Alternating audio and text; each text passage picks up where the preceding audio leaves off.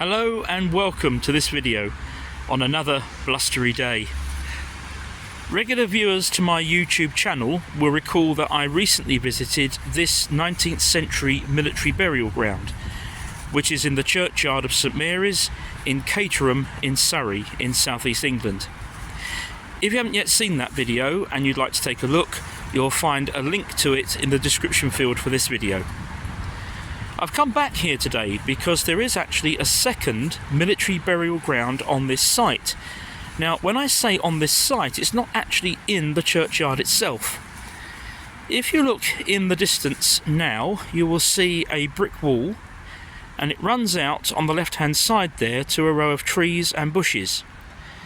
That is actually the edge of the churchyard itself, and the land beyond that is a separately operated council cemetery. And the second burial ground that I want to find is over there. So let's take a wander now. We've come round to the back of the church now. So here is the gap that I showed you just now from the other side. So the trees and bushes here actually mark the boundary between what is churchyard on the far side and cemetery on this side. So as I say, you can simply stroll through from here or from the car park to my right, and you can go directly from the churchyard into the cemetery and vice versa. Dotted throughout this cemetery there are a lot of military graves. In fact, there are over 60 Commonwealth war graves alone, relating to the World War I period and later. But there are also a lot of military graves that predate that and go back into the latter part of the 19th century and very early 20th century. But what I've brought us here to see today is this military section just here. And in the same way as with the plot that we saw in the previous video, these graves also all relate to the Foot Guards Regiments, who used to be stationed at the nearby Caterham Barracks, and that operated from the 1870s up until 1995. We begin once more in the late 19th century with Private Arthur Wallace, who died in 1896. And just behind his grave, a more recent one, that of Colin Plum. And we can see that he was an ex-company sergeant major with the 1st Battalion Coldstream Guards, and he died in 1972.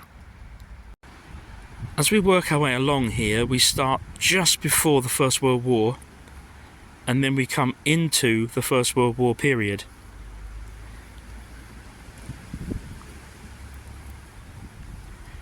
This grave over here is very unusual.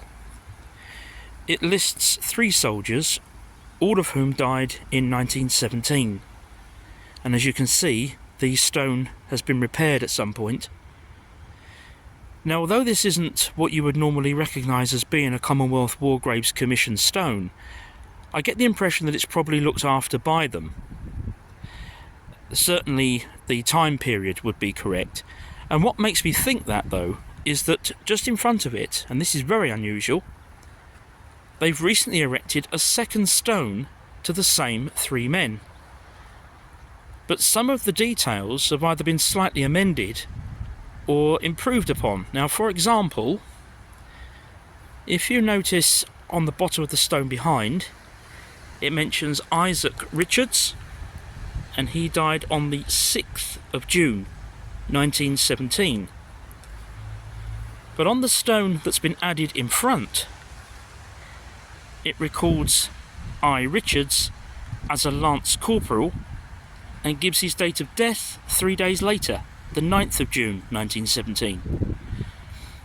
I've never come across anything quite like this before, so if anyone has any further information, do please leave me a comment. We'll continue on now. Another late 19th century stone here, but generally speaking, from behind there, we're at the latter part of World War I, and then coming into the 1920s and the 1930s. And then as we come to this corner, there's a grave here from 1949 and the one behind it is from 1955. This is another Welsh Guardsman's grave, that of A.C. Dawson. He died at the age of 22 in 1959, and unusually, he was a drummer. Before we look at the major memorials here, let's have a look at the last three graves. This is Lance Corporal A.R. Swin, who died in 1967. Just over here, there's a grave from 1986 and one from 1984. Okay, so there are three major memorial stones that I want to look at. This is the first. As it says there, names of men of the Brigade of Guards buried near this Guards Memorial. And it's a whole list of names from 1896 down to 1908. And this list continues on the second stone. Here is the second stone, as you can see, picking up where the old one left off in 1908 and finishing quite notably in February of 1914. It says at the bottom here, the names of those buried subsequently in this plot are inscribed on their respective tombstones. I'm sure there's no coincidence that the last date recorded on here is February of 1914, 6 months before the First World War started, and all that of course would mean in terms of dead soldiers and the beginning of the Commonwealth War Graves Commission. Finally, let's have a look at the main memorial on this plot. It contains, as you can see, the various badges.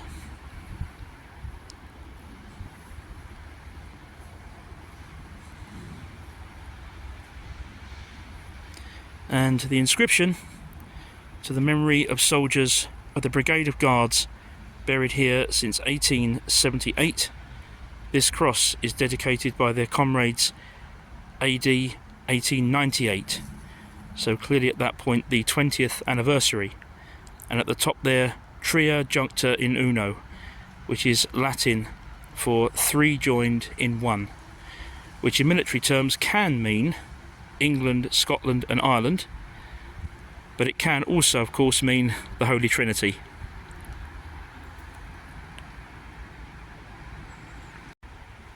That concludes our look at this second Foot Guards Regiments burial plot here in Caterham in Surrey in southeast England. A plot which covers almost 100 years of military history.